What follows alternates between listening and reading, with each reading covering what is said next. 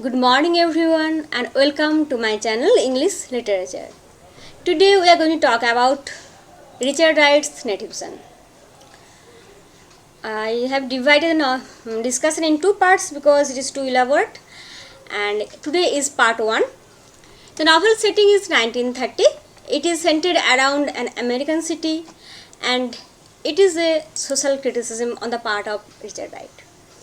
And before going through the novel, we must have an introduction, about the author, because I feel that Richard Wright's life struggle has shaped his characters and the plot and structure of his novel. Now, Richard Wright was an American novelist and short story writer and poet. His novels are mostly related to racial themes. All of his novels are regulated to the theme of racism. And apart from native son, his other novels are Uncle Tom's Children, Black Boy, The Outsider. These are his significant novels. And Native Son is one of the great books in the literature of oppression. Social dichotomy, racial hatred, color discrimination, these all are the theme of his novels. This is Richard Wright and this is Bigger Thomas, not Big Brother. Big Brother is from George Orwell. Now, Richard Nathaniel Wright came from a slave family living a Rooker's plantation in Roxy, Mississippi. His father was Nathan Wright and his mother was Ella Wilson. His mother used to teach in a school, but later he will just left his job. She will leave her job and joined her husband in the farm. And Richard was the eldest child among the two sons. He was born on September 4, 1908.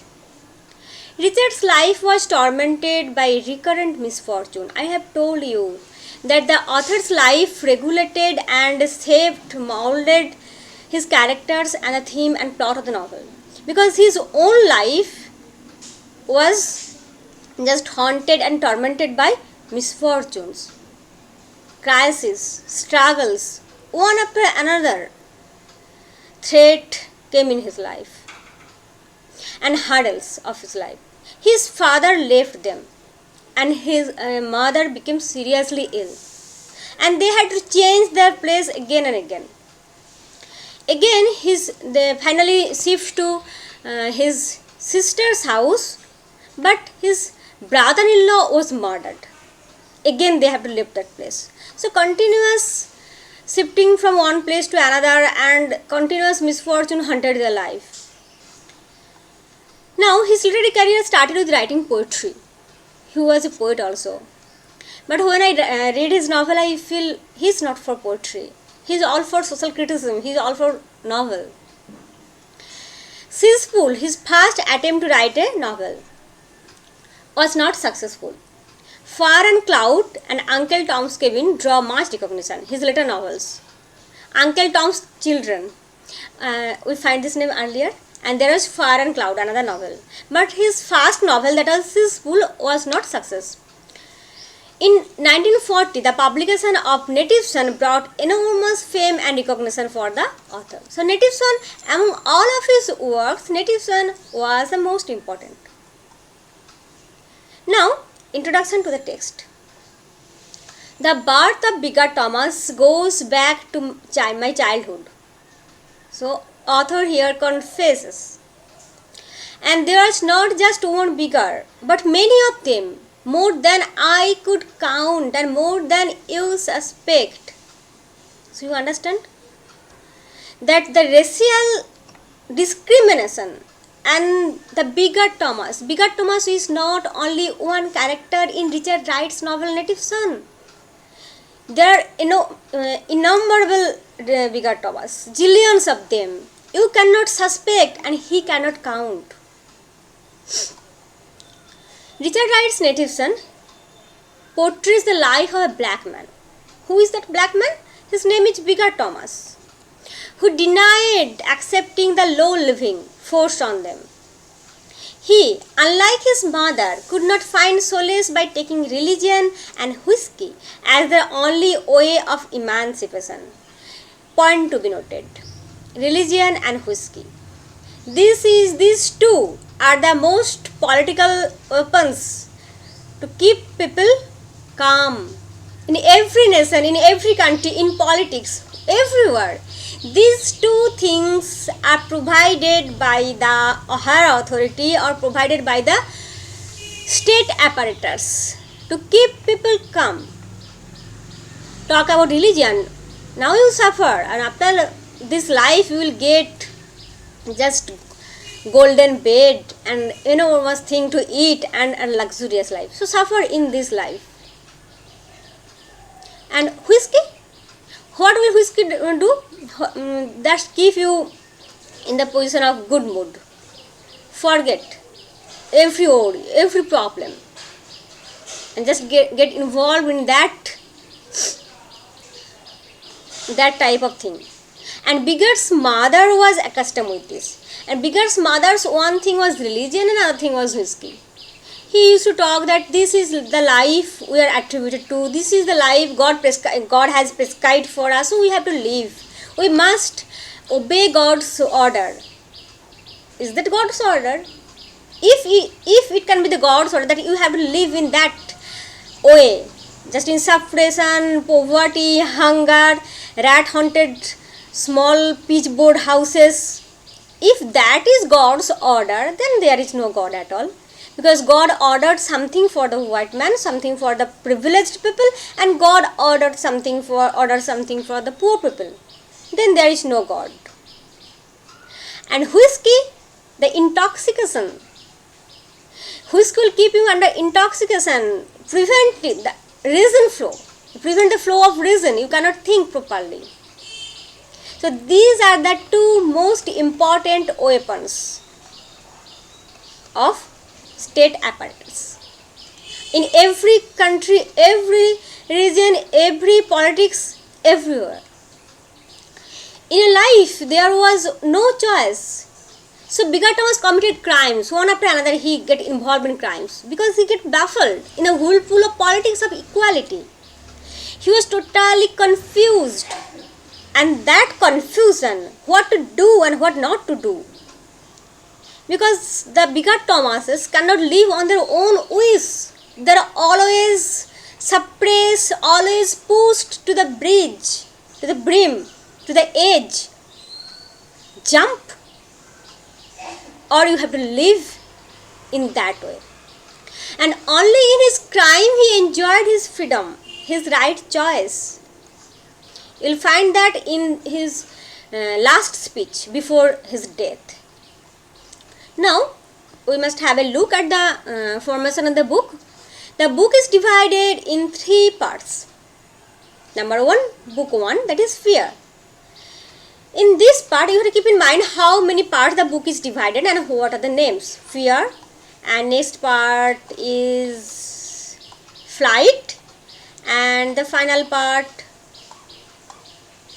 fate. Fear, flight, fate. 3F you have to keep in mind. Now fear. Fear introduces us to Bigger Thomas and his family, and they are living with rats. And also like rats. They are living with rats, and they are living also like rats in a teeny apartment, ghetto, with thinly plastered walls, and they are prohibited to go beyond that. They are not allowed to live in any other places except that ghetto. So they are forced to live in that condition. And Bigger's mother has no problem, but Bigger has problem by living in that condition. Rat infested, always fighting with the rats, screaming, shouting. And now scurrying and hurrying in a small space where the boys have to avert their gaze at the corner of the room. You can imagine the scene, you have to read it. And then you can imagine a scene where the woman is changing his dresses and the boys has to just look aside. There is no place to change, no separate place. They have to sleep in the same room. Small, teeny apartment, they are suggested, they are prescribed, not suggested. Just they are confined within that. They are not allowed to live beyond that.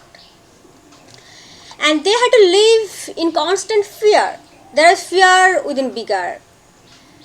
Vera, bigger sister, mother, and the heart of whole black society is dominated by only one thing, that is fear. Fear to be get humiliated, fear to be get killed, fear to be get abused. Every type of fear just haunted and circulated their lifestyle. They were accustomed to that constant fear. But Biggar was the exception. And if you become the exception, what will happen to you? That is the story of Biggar. He wished freedom deeply within his heart. He felt that someday there would be a black man who would whip the black people into a tight band, and together they would act and end fear and shame. Biggar wished to get out of the trap of fear. Why did he and his folks have to live like this? What had they ever done? Perhaps they had not done anything. Maybe they had to live this way precisely because none of them in all their lives had ever done anything. That is the point of this novel. They had never done anything. They passively, calmly accepted whatever is imposed upon them. So their acceptance and their passive attitude to whatever was imposed on them is the result of their such situation. So you have to do anything, right or wrong. So what does Biggar choose? Biggar choose the wrong that mattered much, but that mattered much. Biggar chooses the wrong, but that mattered much. At least he does something to start the situation. Otherwise, total black community was living under the dark pitch of stillness. So Biggar's mother insisted Biggar for a job. Casual life, get a job and do this, do that, the same life cycle. So he met Mr. Dalton for a job. Mr. Dalton is a very rich person, so Biggar met Mr. Dalton for a job at the nagging of his mother. He, along with his friend Gus and H.K. Jack, planned for a robbery of the white wealth, but they did not do. Could not do that. Before it, they went to a movie. They felt attracted to the world of white, which was free from fear and living a fantastic life. They compared their own lives with theirs. These two lines are enough. They got everything. They owned the world and they had nothing. They were all afraid of attacking and stealing from a white man, but did not admit it. There is a scene where Biggar, Thomas and his friends are talking. They all are afraid, but they are not expressing. Actually, fear is inherent in their heart and they all are suffering from this fear. No one is exception. Not Biggar, not Gus and not Jack. Biggar entangled himself in a fight with Jack. Now Biggar got the job in Mr. Dalton's house as a driver. So what was Biggar's job? To drive. But he cannot adjust to their lifestyle. Their good behavior made him more uneasy because he is accustomed not with that good behavior. Dalton's daughter Mary confused him more by showing her generosity to Biggar and calling her father a capitalist. So when Biggar comes in the Dalton's house, he becomes more confused because he was accustomed with the life that was imposed by the whites, abusive, humiliating life. Now here when he came, he found that everyone is behaving good to him, and especially Mary. Mary being a rich man's daughter, he is calling his father a capitalist and he is calling Biggar to be free from his fear and live a normal life. That confused Biggar more. Mary asked him to join the Red Party led by Mary's boyfriend Jan. This made Biggar apprehensive about losing his job. So Biggar is thinking that he is getting entangled with these things and he will lose his job, and again his mother will scold him and there will be again tough situation. During a drunken situation, Biggar came close to her, close to Mary, and accidentally in a panic killed her. Actually what happened? Mary get drunk and Biggar was the driver. Biggar drove him in the house, drove her in the house, and just even he carried her in her room, and there suddenly Mrs. Dalton came, who was blind. Now Biggar, in his tremendous fear, Biggar felt that if Mrs. Dalton finds Biggar in the room of Mary, there will be trauma, there is violence, chaos. So Biggar was too much afraid in that situation, and what Biggar does? Biggar just strangulate Mary with a pillow. Biggar wanted to stop Mary. Biggar thinks that if Mary says something that Biggar is with her, then Mrs. Dalton will do panic and Biggar will lose his job and he will also be get so much harassment, etc. So in that fear, due to that fear, Biggar will kill Mary. And he feared that Mary could disclose his presence. In a frantic situation, he suffocated Mary with a pillow.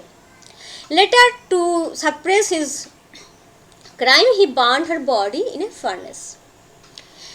But now the murder gave him the freedom. For the first time, he did something for himself. He had murdered and had created a new life for himself. It was something that was all his own. Even we have talked earlier that do anything, at least, right or wrong, at least do anything. They have not done anything, passively accepted everything. So that was the fault. So Biggar at least did anything.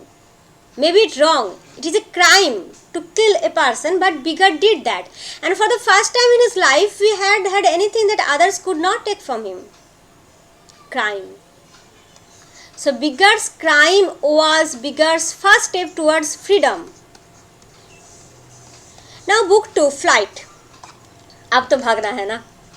Biggar killed Mary by strangulating and burning her body in the furnace of his father. Then he tried to put the suspicion on her boyfriend Jane. So one after another he is doing the wrong thing and secretly asked for ransom, concocting a story of her kidnapping. So that is Biggar's plan. Biggar just that Jane has kidnapped Mary and demanding money.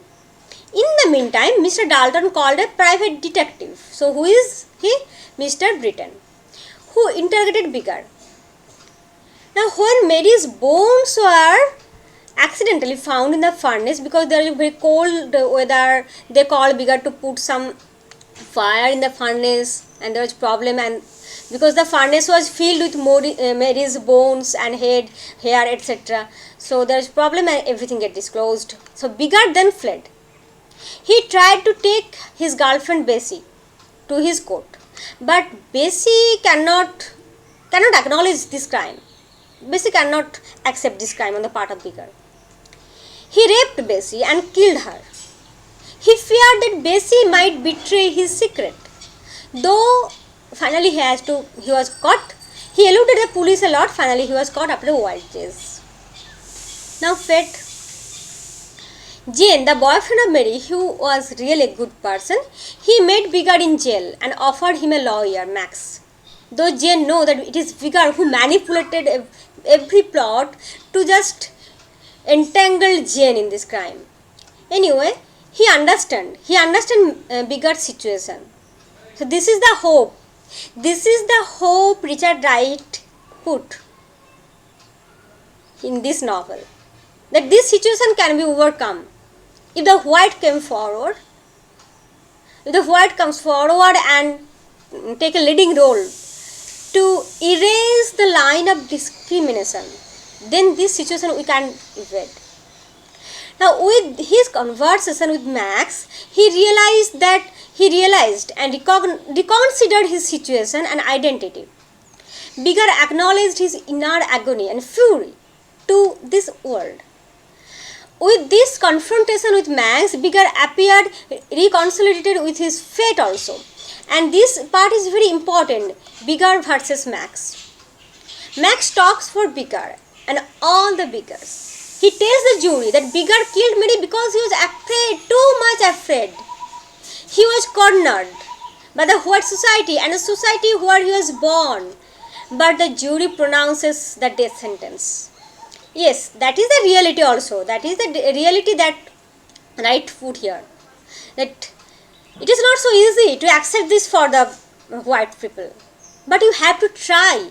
Jane, Max, they can try. Some people can try at least. So they finally Bigard was killed by an electric chair. And before the death, he tells Max, I did not know I was really alive in this world until I felt things hard enough to kill for them. And for the first time, he sends his hello to Jane and calls Jane Jane, not Mr. Whenever he used to talk Jane Mr., Jane used to tell, don't call me Mr., call me Jane. But he never did that. But for the first time before his death, he called him Jane. Send my hello to Jane. Major character, we are already introduced to the character, but have a look. Bigger Thomas is the protagonist of this novel. You can get details of his life from here. Bessie Mears, Bigard's girlfriend. Mrs. Thomas, Bigard's mother. Vera Thomas, Bigard's sister.